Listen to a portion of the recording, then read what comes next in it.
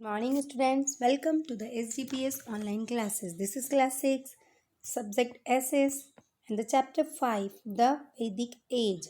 Vedic age यानी कि the period which belongs to Vedas. Okay? ये तो आप सभी को पता होगा कि जो हिंदू धर्म में 4 वेदास है वो बहुत इम्पॉर्टेंट है। तो जो वेदास जिस युग में लिखे गए that period is known as Vedic age. So let's proceed. With the arrivals of Aryans during 1500 BCE to 600 BCE, India took a step forward from a pastoral nomadic life to a settled life. Aryan arrival of Aryans यानी कि आर्यों के आगमन के साथ ही 1500 ईसा पूर्व से लेकर 600 ईसा पूर्व तक India took a step forward from a pastoral. Bharat ने एक कदम आगे बढ़ाया pastoral nomad life to a settle life. यहाँ पर जो चारागाह वाला आदिवासी जीवन ये लोग जी रहे थे तो वहाँ से ये सेटल लाइफ जीने लगी. This was made possible due to large scale surplus agricultural production. और ये क्यों पॉसिबल हो सका? दिस वाज मेड पॉसिबल, ये संभव हो सका ड्यू टू लार्ज स्केल बहुत अधिक मात्रा में सरप्लस यानी कि अधिक मात्रा में एग्रीकल्चर जो उनके पास बहुत अधिक मात्रा में सरप्लस था यानी उनके यूज़ के अलावा भी उनके पास एग्रीकल्चर जैसे कि उन्होंने गेहूँ या ज्वार या बाजरा या चावल ग्रो किया वो उनके यूज़ के लिए बचाने के बाद भी जो उनके पास एक्स्ट्रा बचा था तो वो उनके पास बहुत ही ज़्यादा एग्रीकल्चर प्रोडक्शन सरप्लस था.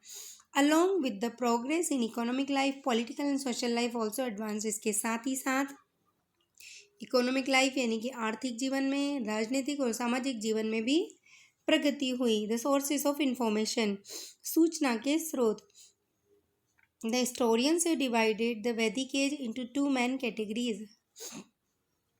इतिहासकारों ने वैदिक युग को 2 मुख्य कैटेगरीज में वर्गीकृत किया है. The period of 1500 to 1000 BC term as early Vedic period and 1000 to 600 BC as a later Vedic period.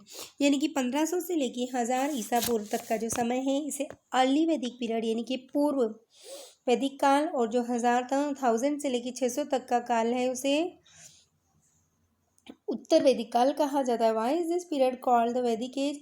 इस काल को वैदिक काल क्यों कहा जाता है, वैदिक युग को क्यों कहा जाता है? It is because our main source of information about these periods come from the 4 Vedas.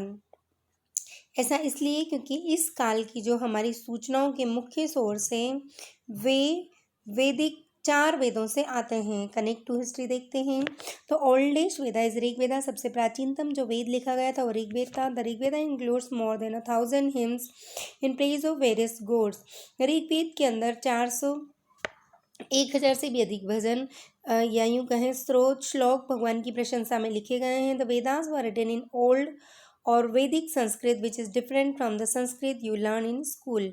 और जो ये वेदास हैं ये वैदिक संस्कृत में लिखे हुए हैं जो कि हमारी आज की जो संस्कृत आप स्कूल में पढ़ते हैं उससे काफ़ी ज़्यादा अलग हैं.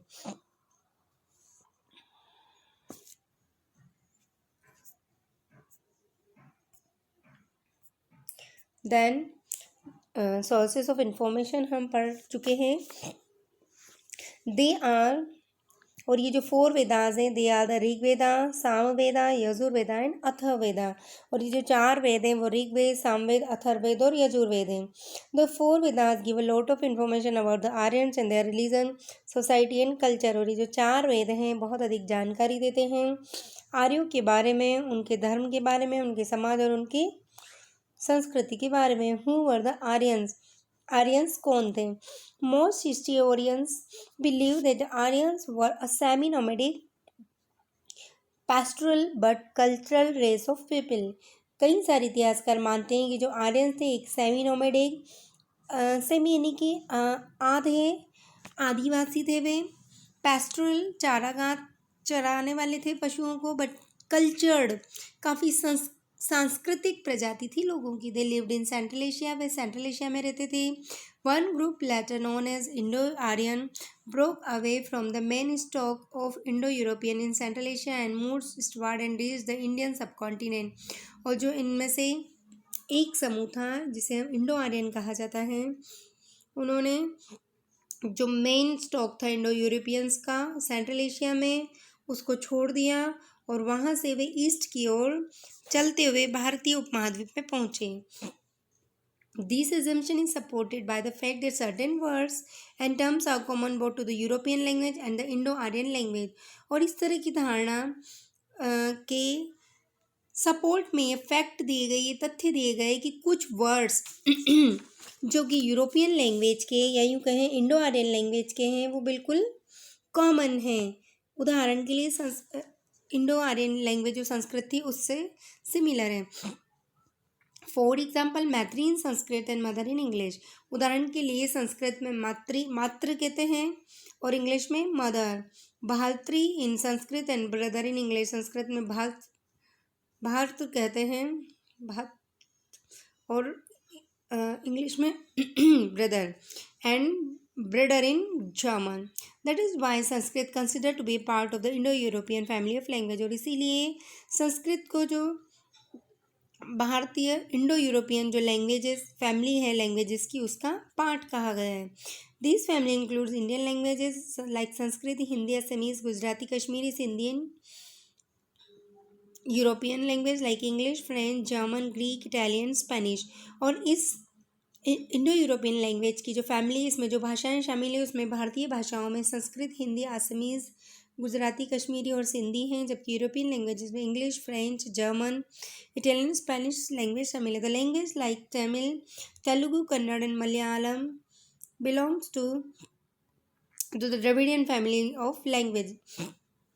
और जो साउथ की लैंग्वेजेस जैसे तमिल, तेलुगु, कन्नड़, मलयालम, ये सब द्रविडियन जो लैंग्वेज फैमिली है वहाँ से उनसे बिलोंग करती है, यानी उनसे संबंधित है।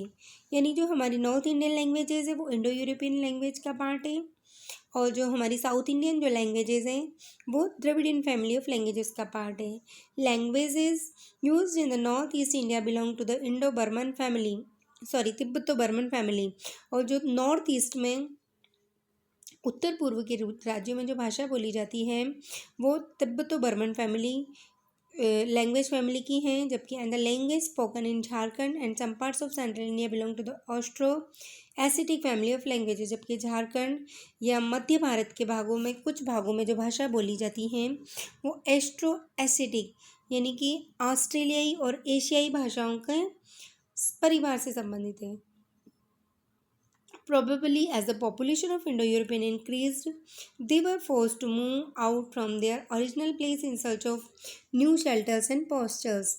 और जैसे जैसे संभव था, जैसे जैसे इंडो यूरोपियन लोगों की जनसंख्या बढ़ी होगी उन्हें मजबूर होना पड़ा होगा अपने ओरिजिनल प्लेस को छोड़ के शेल्टर्स यानी शरण और पाश्चात्य चारागाहों को ढूंढने के लिए नए स्थानों पर। It is also likely that these Aryans had fled their homeland and due to some disease और ड्रॉट्स। और यह भी संभव है कि ये जो आर्यंस हैं इन्हें छोड़ना पड़ा हो अपना होमलैंड, अपना गृह निवास, अपना स्थानीय एरियाज कुछ बीमारी या किसी सूखे अकाल की वजह से। Those who migrate to India came to be known as Indo Aryans. और वे प्रजातियां जो यूरोप छोड़ के भारत आ गई हैं उन्हें इंडो यूरोपियंस या इंडो आर्यंस कहा जाता है। Division of the Vedic period. अब हम पढ़ते हैं वैदिक पीरियड का डिवीज़न, विभाजन।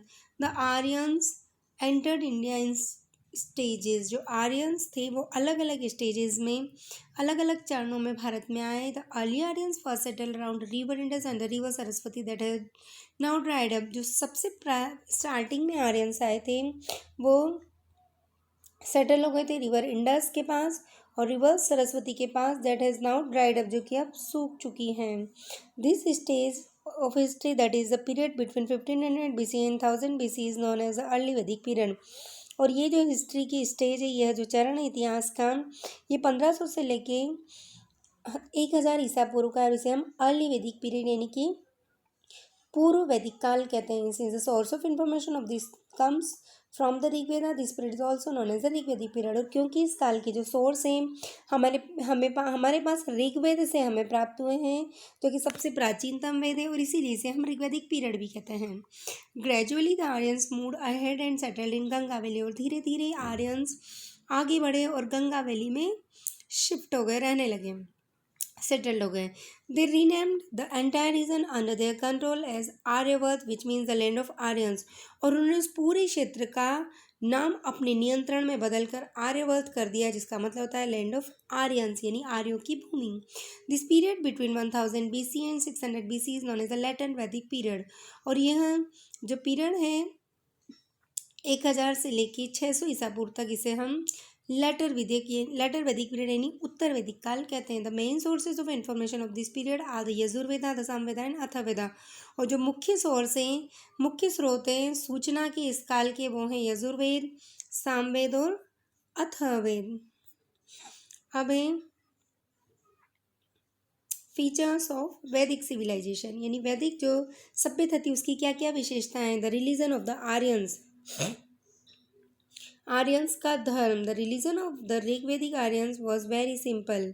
जो ऋग्वेदिक आर्यंस थे उनका धर्म बहुत ही साधारण था। The people worship the various forces of nature, लोग प्रकृति की अलग अलग शक्तियों की पूजा करते थे। Thus they had many gods and goddesses, और इस प्रकार से उनके पास कई सारे देवी देवता थे। सूर्य वाज द सन गॉड, जो सूर्य जो है उन्हें सूर्य देवता को कहा गया। Indra was the god of thunder, rain and water, और जो इंद्र थे वे थंडर बादल और बारिश के देवता थे, पानी के देवता, जल देवता। He was one of the most popular gods and as he cause the rain to fall giving them prosperity, और क्योंकि वो बहुत ही महत्वपूर्ण सबसे जो इंद्र सबसे प्रसिद्ध, सबसे अधिक पसंद किए जाने वाले देवता थे, क्योंकि वह बारिश करते थे जो कि उन्हें प्रॉस्पेरिटी, उन्नति, क्योंकि बारिश से उनकी खेती बढ़ती थी और उन्हें फायदा होता था। Vayu was the god of wind, Vayu हवा के देवता, पवन देव जिसे कहते हैं। Prithvi was the goddess of earth, Prithvi जो भूमि देवी हैं। एंड अग्नि रिप्रेजेंटेड सेक्रीफाइशियल फायर, और अग्नि जो थे इसके अंदर जो बलि दी जाती थी, यज्ञ आहुति दी जाती थी। ओके, अब है the Aryans please their gods by performing yajnas and sacrifices. आर्य अपने देवी देवताओं को प्रसन्न करते थे यज्ञों और बलि के माध्यम से। They offering to the gods included ghee, milk, grains and soma juice, और भगवान को जो अपनी ऑफरिंग जो अपना चढ़ावा प्रस्तुत करते थे उसमें घी, मिल्क, अनाज या सोम जूस जिसे सूरा शराब कहा जाता था वो होते थे, एक प्रकार का इंटॉक्सिकेटेड जूस था। The priest in course of time became very powerful, जो प्रीस्ट थे, पंडित थे, समय के साथ साथ बहुत अधिक शक्तिशाली हो गए। In the later Vedic age some new gods gain great importance, बाद के वैदिक काल में जो नए देवता थे उन्हें कहीं अधिक इंपॉर्टेंस प्राप्त हुई। देवर ब्रह्मा, विष्णु एंड शिव, और उनमें जो थे वे प्रमुख थे ब्रह्मा, विष्णु और Shiva. The most popular deities during the epic period were Ram and Krishna, और जो सबसे प्रमुख डेटीज थे, देवता थे, लोक देवता थे, उनमें राम और कृष्ण का नाम प्रमुख रूप से आता है। एपिक पीरियड जो महाकाव्य युग के जो देवता यूँ कहें भगवान कहे जाते हैं राम और कृष्ण थे। द उपनिषद्स ले stress on the principles of Karma and मोक्ष, साल्वेशन और एक्शन। तो उपनिषद थे उसके अंदर जो सिद्धांत थे उसमें मुख्य रूप से कर्म यानी क्रियाओं पर और मोक्ष यानी कि मुक्ति पर बल दिया गया है। Political organization, the king and his officers, political organization यानी कि राजनीतिक संगठन, यानी इसमें उस समय जो शासक और उसके सदस्य शामिल थे, सहायक सदस्य। The successful among the Aryans chief emerge as the kings और राजन्स, जो सबसे सफल आर्यन चीफ होता था, प्रमुख होता था, वो राजा के रूप में, किंग या राजन के रूप में उभर के आता था। The king exercise vast powers, राजा के पास बहुत अधिक विशाल शक्तियाँ होती थी। The kingship became hereditary in the later Vedic age, और बाद के वैदिक काल में जो किंगशिप थी, राजा का पद था वो हेरिडेटरी यानी कि आनुवंशिक हो गया, यानी इट मीन्स कि राजा की मृत्यु के बाद उसके पुत्र को, उसके बड़े पुत्र को मिलेगा।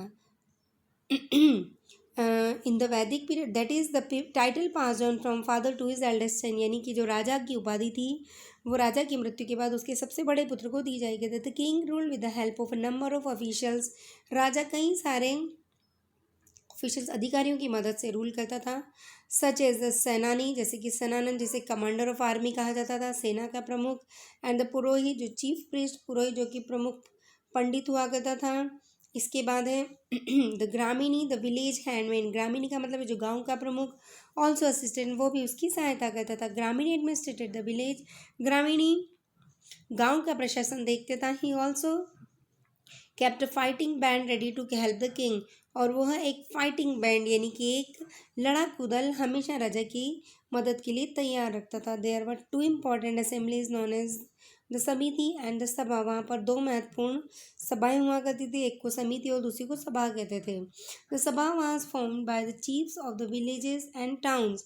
जो सभा थी उसमें गांव के प्रमुख और कस्बों के प्रमुख शामिल होते थे, बनाई जाती थी उनके द्वारा। और समिति वॉज अ स्मॉल बॉडी, समिति जबकि एक छोटा निकाय था, छोटा अंग था। It considered for of a few prominent persons, man of wealth and learning. और इसमें जो शामिल होते थे फ्यू प्रोमिनेंट, कुछ प्रसिद्ध व्यक्ति या मैन ऑफ वेल्थ, धनवान व्यक्ति या फिर विद्वान लोग। इन the later Vedic period the small tribal kingdoms were replaced by large kingdoms and the number of officials also increase. बाद के वैदिक काल में जो छोटे छोटे ट्राइबल किंगडम थे, आदिवासी साम्राज्य थे, उन्हें बदल दिया गया बड़े साम्राज्यों में, और धीरे धीरे वहाँ के अफसर भी बढ़ने लगे। Society, the Rigveda mention social classes on the basis of the types of work they did. Rigveda जो है वो सोशल क्लासेस, सामाजिक वर्गों को, ऋग्वेद बताता है कि वैदिक पीरियड में जो समाज था वर्ग के आधार पर वर्गों में विभाजित था। The group of people who perform rituals were called Brahmins. लोगों का समूह जो कि विभिन्न प्रकार के रिचुअल्स, धार्मिक क्रिया करता था, वे ब्राह्मण्स या पंडित कहलाते थे। The term rajans refer to the people who protect the people from invaders. और जो राजन शब्द था वह उस व्यक्ति के लिए होता था, राजास, जो कि लोगों की रक्षा का काम करता था आक्रमणकारियों से। The term vish and jan were use to refer to common people. और जो टर्म विश और जन थी वो आम लोगों के लिए होती थी। The term vaishya is derived from vish. वैश्य शब्द विश से बनता था जिसका मतलब व्यापारी। The community as a whole was also termed as jan, for example Purujan और वेश, यदुजन और वेश एट्सेट्रा।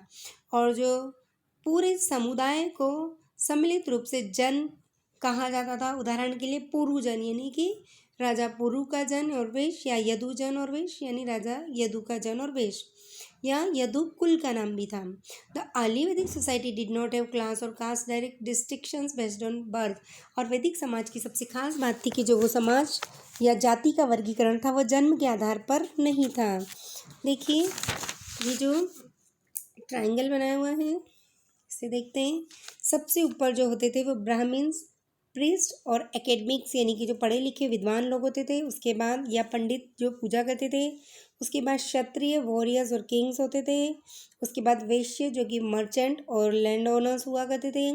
नेक्स्ट है शूद्र जो कॉमन पीपल हुआ करते थे, और अनटचेबल्स होते थे जो कि आउटकास्ट, आउट ऑफ कास्ट, या फिर स्ट्रीट स्वीपर्स या लेटरिन क्लीनर्स जो होते थे वो अनटचेबल्स कहलाते थे उस समय। तो जो 4 क्लासेस थी या 4 वर्ण जो थे, ब्राह्मण, क्षत्रिय, वैश्य और शूद्र, और ये अनटचेबल्स, इस तरह से समाज 4 वर्गों में विभाजित था।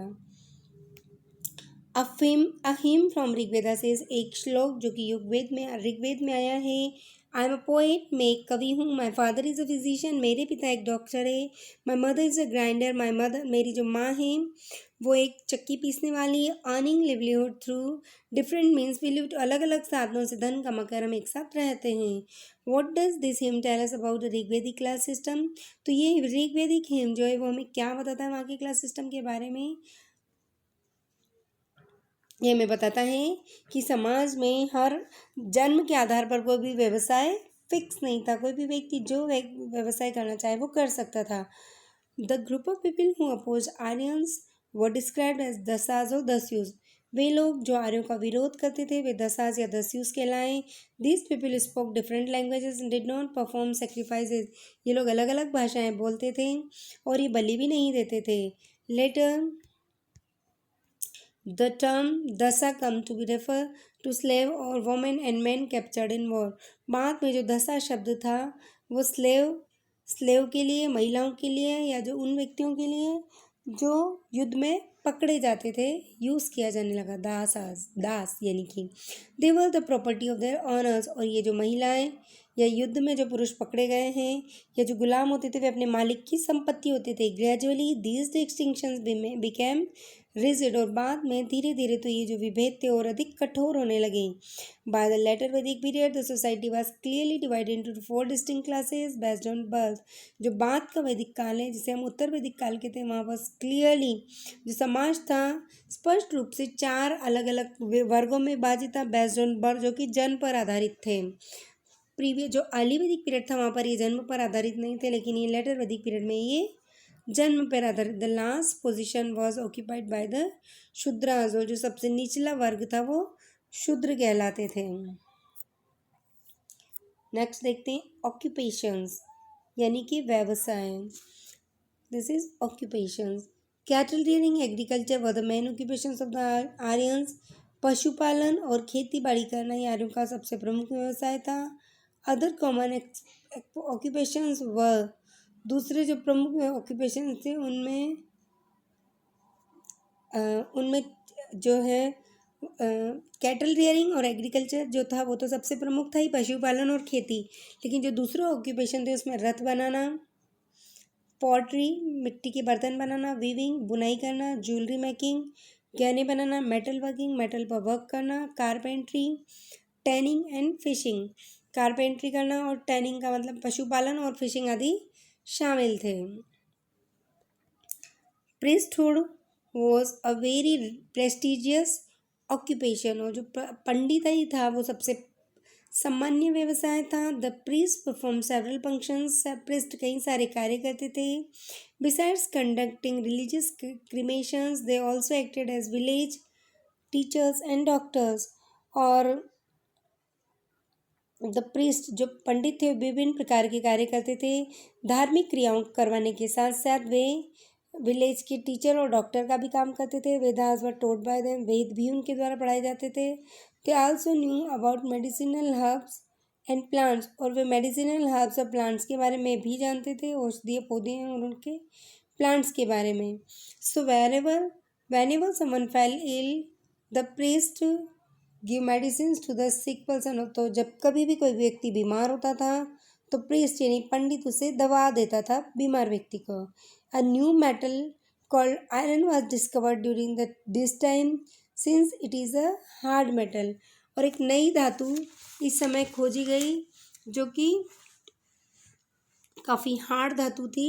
Since is hard it was better suited than a copper और ब्रॉन्ज फॉर मेकिंग क्योंकि काफ़ी हार्ड धातु थी इसीलिए कॉपर और ब्रॉन्ज से काफ़ी सुटेबल थी, काफ़ी उपयुक्त थी एग्रीकल्चरल टूल्स बनाने के लिए, वेपन्स वार युद्ध के लिए, हथियार बनाने के लिए। As a result of the discovery of iron, और इस आयरन की खोज के परिणाम स्वरूप ही metal working became an important profession. Metal working जो मेटल का कार्य करना है बहुत ही महत्वपूर्ण रोजगार बन गया था। The metal workers were held in respect by the entire society, और जो मेटल वर्कर थे जो धातु का काम करते थे जैसे लोहार सुनार, में उन्हें बहुत अधिक रेस्पेक्ट दिया जाता था पूरे समाज में। अभी daily life, the Aryans ate simple but nourishing foods. आर्य बहुत ही सुंदर, बहुत ही सिंपल साधारण लेकिन नरिशिंग यानी कि पोषक भोजन करते थे, पोषित जो होता था। Wheat maize and barley were the staple diet. Wheat यानी गेहूँ, मक्का और जो था उनकी स्टेपल डाइट थी। सिंपल यानी स्टेबल का मतलब है जो प्रमुख था भोजन। They also took milk and milk product such as butter, ghee, curd and cheese. वे मिल्क और मिल्क प्रोडक्ट भी यूज़ करते थे जैसे बटर, घी, दही या cheese. They also consume wild honey. वे कंज्यूम वाइल्ड हनी को भी कंज्यूम करते थे यानी जंगली जो शहद होता है उससे। फ्रूट्स, वेजिटेबल्स एंड मीट्स, इसके अलावा फल, वेजिटेबल्स यानी कि सब्जियां और मीट। They even serve special food to special guest on special occasions, और इवन विशेष मौक़ों पर वो विशेष मेहमानों को विशेष ड्रिंक ऑफर करते थे विशेष अवसरों पर। Among drinks they took soma juice and sura juice, और इन ड्रिंक्स में वो प्रमुख रूप से सोम जूस या सुरा जूस लेते थे, विच वर इंटॉक्सिकेटिंग स्ट्रॉन्ग ड्रिंक्स, जो कि काफ़ी इंटॉक्सिकेटिंग यानी काफ़ी नशीला पदार्थ हुआ करता था, नशीला पेय होता था। The former drink was even offered to gods in religious ceremonies, और जो पूर्व की ड्रिंक थी सोमरस जो है ये देवताओं को भी धार्मिक क्रियाओं के दौरान ऑफर किया जाता था, चढ़ाया जाता था। दे वॉर आइदर कॉटन और वुलन टू पीस क्लॉथ, वे या तो कॉटन के या फिर वुलन के टू पीस क्लॉथ पहनते थे, दो टुकड़ों में बटे हुए। One was wrapped around the waist and the upper garment around the shoulders, जो पहला है ऊपरी हिस्सा है, इसे कंधों पर या फिर अराउंड द शोल्डर्स लपेटते थे। Both man and women also wore jewellery and as such as bangles and earrings, और महिला और पुरुष दोनों ही ज्वेलरी पहनते थे, जैसे कि बैंगल्स हैं या फिर ईयरिंग्स आदि हैं। गेम्स एंड अम्यूजमेंट्स यानी कि खेल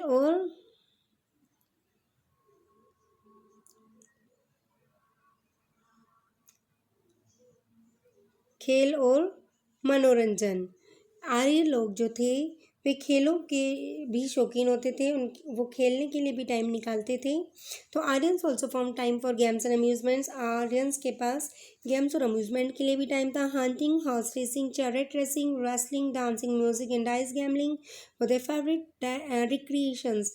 हंटिंग यानी शिकार करना, हॉर्स रेस यानी कि घोड़ों की जो दौड़ करवाना, रथ की दौड़ करवाना, रेसलिंग जो पहलवानी कुश्ती करना, डांसिंग नृत्य, संगीत, डाइस गैम्बलिंग जिसे हम द्यूत क्रीड़ा कहते हैं, वे आर्यों के सबसे फेवरेट रिक्रिएशंस मनोरंजन के साधन थे। People other than the Aryans, आर्यों के अलावा दूसरे लोग, while the Aryans was occupying the north west and the later the northern regions of the subcontinent, there were other groups of people who were living in other regions। और Aryans जब धीरे धीरे north west और बाद में northern regions में अपने पैर पसार रहे थे, और इसके साथ ही साथ जो दूसरे ग्रुप थे वे भी दूसरे क्षेत्रों में जा रहे थे। Most of the information that we have about these groups of settlements comes from evidence gathered from their burial places, और जो हमें ज़्यादातर जानकारी आर्यों के बारे में मिली है या जो सबूत मिले हैं वे आर्यों के burial places से मिले हैं। An intense study special burial at Inamgram. Inamgram is a place which is now a part of Maharashtra. इनामगाम वह स्थान है जो कि अब महाराष्ट्र का हिस्सा है। मैनी सेंचुरीज एगो, कई शताब्दियों पहले, between 1600 BC and 700 BC, Inamgaon was known home to be a chalcolithic settlement. ये एक ताम्रपाषाण युग का एक सेटलमेंट हुआ करता था। Settlement divided into 3 parts, phase 1, phase 2, phase 3। Malwa culture phase 1, early Jorwe culture phase 2 और late Jorwe culture phase 3। The people of this settlement often buried their dead in a pit in the floor of their houses। और जो लोग थे वे अपने settlements में अपने घरों के अंदर, अपने घरों में ही लोगों को, जो डेड लोग थे उन्हें दफन कर दिया करते थे, गड्ढा खोद के घर के आंगन में। They would also bury other objects along with dead person, वे जो मृत व्यक्ति उसके साथ दूसरी चीज़ें भी दफन किया करते थे।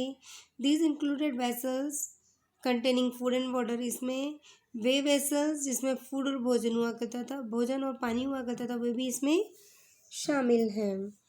ये देखिए, the dead person would be buried with his head facing the north direction, sometimes the legs of the dead person would be cut off before burial। और जो व्यक्ति था, मृत व्यक्ति, उसका जो फेस था वो नॉर्थ डायरेक्शन में होता था, और उसकी टांगें कई बार काट कर बरी की जाती थी, पर्सन से अलग करके। In case of dead children the bodies were first cremated and the ashes would be put into a container known as an urn. और जब कोई बच्चे की मृत्यु होती थी तो उसके सबसे पहले उसके शरीर का दाह संस्कार किया जाता था, उसके बाद उसकी राख को एक बड़े बर्तन में अर्न में रख के उसे ज़मीन में गाड़ दिया जाता था। The urn was then buried under the ground, और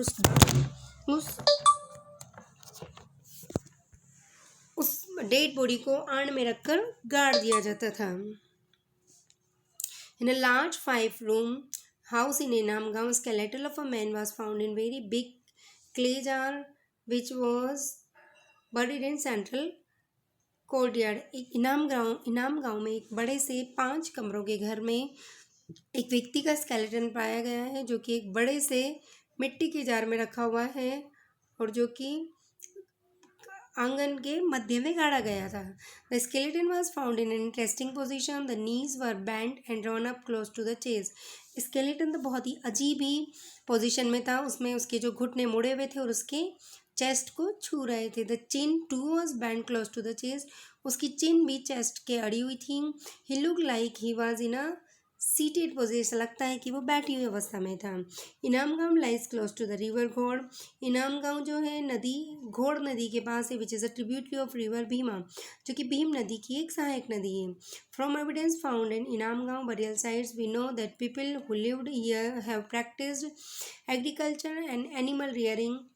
और यहाँ पर जो हमें अवशेष प्राप्त हुए हैं बरियल साइट से, उससे प्रूव होता है कि जो लोग थे वे एग्रीकल्चर या एनिमल रियरिंग यानी कि खेती और पशुपालन किया करते थे। Barley and millet were the main crops grown, barley और जो मिलेट्स थी मुख्य फसलें उगाई जाती थी। The huts were square shaped and round and surrounded by mud walls, जो झोपड़ियाँ थी वह स्क्वायर या राउंड शेप में हुआ करती थी और सराउंड होती थी मड वॉल से, मिट्टी की दीवार से। अब है मेगालिथ बरियल्स। मेगालिथ बरियल्स क्या होता है? मेगालिथ बरियल्स वो स्थान है जहाँ पर व्यक्ति को दफना दिया जाता था और एक बड़ा सा पत्थर रख दिया जाता था। देखते हैं megalith burials. The word megalith comes from two words mega meaning large and लिथोस which means stone। Megalith शब्द दो शब्दों मेगा और यानी लार्ज और लिथोस यानी कि स्टोन से बना है। Some of the earliest megalithic burials are from the period around 1000 BC। Megalithic burial is characterized by two things. One is that the dead person is not buried inside the house but some distance away from it। जो megalith burial से सबसे प्राचीनतम जो कि लगभग 1000 BC के आसपास प्राप्त हुई हैं, और उसमें मेगालिथिक बरियल जो उसकी दो विशेषताएं होती थी। पहली, डेड पर्सन जो है उसे घर buried inside, not buried inside, उसे घर के अंदर नहीं बल्कि थोड़ी दूरी पर दफनाया जाता था। और other is that the burial place is marked bye, और जो बरियल प्लेस था जहाँ पर दफनाया जाता था उसे बड़े से स्टोन से ढका जाता था या चिन्हित किया जाता था। In some cases the burial place is marked by circle of many large stones.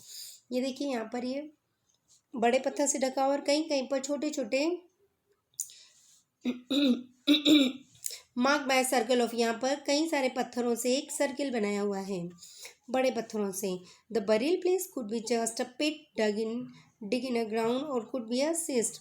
और ये जो बरियल प्लेस एक गड्ढा या एक खाई जैसा छोटा सा स्थान होता था। Cist is a box like structure made of stone which lies inside a pit. जो ये सिस्ट है, जो भी ताबूत होता है उसके जैसा एक बॉक्स लाइक स्ट्रक्चर था जो कि पिट के अंदर मेड ऑफ, जो कि स्टोन से बना होता था और इसे एक पिट के गड्ढे के अंदर रख दिया जाता था। The dead body is place inside the cyst. और इस पत्थर के बने जो बॉक्स नुमा संरचना होती थी जिसे सिस्ट कहते हैं, इसमें डेड बॉडी को रख दिया जाता था। In some cases, burial pits or cysts have been found with more than one skeleton। कई स्थानों पर जो बरियल पेट्स हैं, ये जो दफनाए हुए स्थान हैं या सिस्ट हैं, यहाँ पर एक से अधिक डेड बॉडी भी एक गड्ढे के अंदर मिली है, स्केलेटन मिला है, कंकाल मिला है। This indicates that sometimes members of the same family were buried together. ये इंडिकेट करता है कि एक ही परिवार के सदस्यों को, एक से अधिक सदस्यों को एक जगह पर दफनाया जाता था। दिस फैमिली बरियल्स पिट्स और cist had an opening called the port hole. और इन बरियल पिट्स या सिस्ट में एक ओपनिंग, एक छोटा सा खुला स्थान है जिसे पोर्थ होल कहते हैं। Whenever another member of the family died, this his body was put into the family's burial pit through the porthole. और जब कोई परिवार का दूसरा सदस्य मरता था तो उसकी डेड बॉडी को इस पोर्थ होल के जरिए उस बरियल में डाल दिया जाता था। Megalithic burial sites have been found at Hallur and Brahmagiri in Karnataka as well as other places in south India. जो मेगालिथिक बरियल्स हैं ये हॉलोर और ब्रह्मगिरी में, कर्नाटका में और साउथ इंडिया में भी पाई गई हैं। They have also been found in north eastern Kashmir, ये नॉर्थ ईस्ट और कश्मीर में भी पाई गई हैं। मेगालिथिक बरियल से बड़े बड़े स्टोन से बरियल प्लेस को कवर करना। Some of these burial sites show that certain people were buried with a number of objects that were valuable. और कुछ बरियल साइट जो हैं वो ये दर्शाती हैं कि कुछ निश्चित लोगों को बहुत कई सारे ऑब्जेक्ट्स के साथ, कई सारे बेशकीमती ऑब्जेक्ट्स के साथ बरी किया जाता था। For example in Brahmagiri skeleton was found buried with many gold beads as well as some stone beads and copper bangles. उदाहरण के लिए ब्रह्मगिरी में एक स्केलेटन मिला है जो कि बरी किया गया है कई सारे गोल्ड बीड्स, सोने के मोतियों के साथ, और कुछ स्टोन बीड्स हैं और कुछ कॉपर की बैंगल्स हैं। This was very different from some other skeleton which were buried with just some pots। और ये जो वो skeleton था उससे बिल्कुल अलग था जो कि पोट के अंदर दफन किए गए थे। This shows that the way a person was buried may be dependent on how wealthy or important he was in society। और ये दर्शाता है कि जो व्यक्ति मरा है, दफनाया गया है, वह हो सकता है कि वो बहुत संपन्न हो और बहुत ही महत्वपूर्ण व्यक्ति हो समाज का। रिच पीपल और leaders were buried with more expensive items than poor और कॉमन पीपल। जो अमीर व्यक्ति थे या फिर जो लीडर्स थे उन्हें गरीब या आम लोगों की तुलना में कई सारे सामानों के साथ, कई सारी चीज़ों के साथ दफन किया जाता था। फिर है बरियल से विदर्भा। विदर्भ जो है वहाँ के बरियल्स के बारे में बताया गया है। Excavations in some sites in Vidarbha in Maharashtra have shown the dead people were buried along with black and red pottery, copper and iron items, ornaments of gold and even horses. और कहीं कहीं पर विदर्भ महाराष्ट्र में जब खुदाई की गई तो वहाँ पाया गया कि डेड लोगों को, मृत लोगों को दफनाया गया था कई सारी चीज़ें जिसमें ब्लैक एंड रेड पोट्री, काली और लाल मिट्टी के बर्तन, कॉपर यानी तांबे के बर्तन, आयरन आइटम्स, ऑर्नामेंट्स यानी गहने जिसमें सोने के गहने, और यहाँ तक कि हॉर्सेस के साथ भी उन्हें दफन किया गया है। The same items were found in some of other burial sites discussed earlier. और ऐसे ही आइटम्स दूसरे स्थानों पर भी बरियल्स में पाए गए हैं जो कि पहले हमने वर्णन कर दिया गया है। तो ये चैप्टर ख़त्म हो गया है। इसमें वैदिक एज के बारे में बताया गया, हमने इसमें आर्यंस के बारे में पढ़ा और आर्यंस कैसे हमारे इंडिया में आए और क्या लैंग्वेज बोलते थे। और इसके अलावा वैदिक पीरियड का जो डिवीज़न है, early Vedic period, later Vedic period, Aryan, जो हमने वैदिक सिविलाइजेशन की विशेषताएं देखी, religions of Aryans, political organization, society, occupations, Aryans की डेली लाइफ, उनके गेम्स और अम्यूज़मेंट देखे। इसके बाद आर्यन के अलावा और कौन लोग थे वो भी हमने पढ़ा, और मेगालिथिक बरियल्स पढ़ा कि किस प्रकार से वो मरने के बाद व्यक्तियों को एक सिस्ट में बड़े से स्टोन के या छोटे छोटे स्टोन का एक सर्कुलर एरिया बना के वो उसको दफन करते थे, और किस प्रकार से जो रिच लोग थे उनके साथ बहुत सारे आइटम होते थे, बहुत वैल्यूबल थिंग्स होती थी, जबकि पुअर लोगों के साथ बहुत ही कम या नहीं के बराबर थिंग्स होती थी। तो आई होप ये आपको चैप्टर समझ में आएगा। Thank you, have a nice day.